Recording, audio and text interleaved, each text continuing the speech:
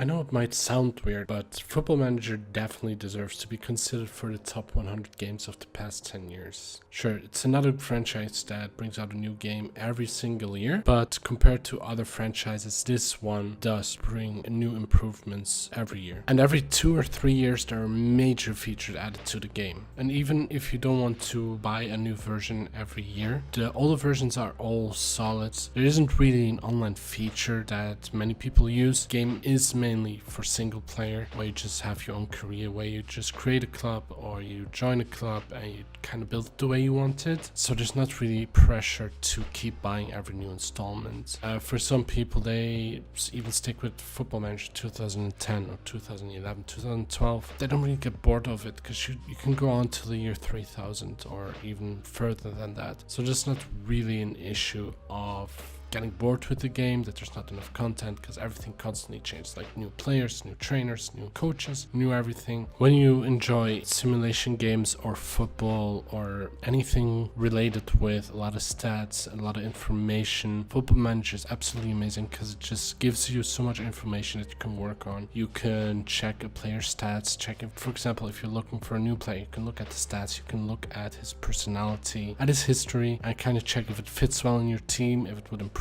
your team or if it's not good for your team. And then when you make a decision, if you want to buy him, kind of get to see what kind of influence that player has on your team. And you kind of can check like, oh, we have to improve this. You can give him individual training, or you can give him a new trade that fits good with well with him. So you can really min-max in this game, but you can also take the opposite approach and give other people like your technical director the ability to choose which players are being bought or which youth prospects are being bought or what kind of trainers. Like, you have all these things that you can control yourself with, that you can manage, that you can spend hours on just learning and seeing what works. But you can also let other people do that, and you can just focus on the squads, maybe the training, and just kind of watch the matches. Another thing I really like about Sports Interactive is that they listen to the community. For example, there were a couple of Football Manager games that had microtransactions where you can basically spend money to get like an injured player back fit,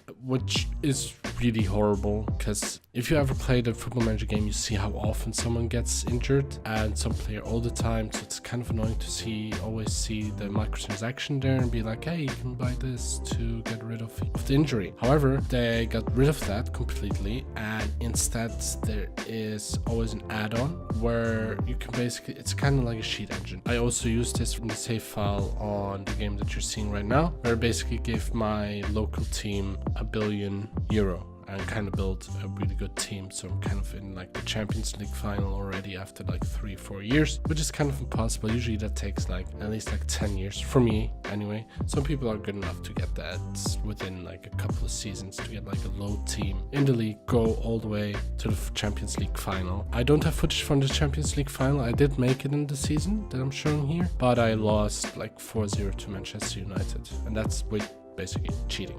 The last thing I want to discuss in Football Manager is the Steam Workshop. The Steam Workshop is very active and there's basically new content every day. There's people making new leagues, or for example a league where every club in the world or every club in Europe or North America is in one league. You kind of just go from the lowest to the highest, or you start in the highest. You can do whatever you want. That's pretty neat. You also get formations or set pieces, short lists. Also, they add like official names that the developers themselves don't have license for, so it's kind of cool. Overall, Football Manager is absolutely amazing. The developers are great, the community is great.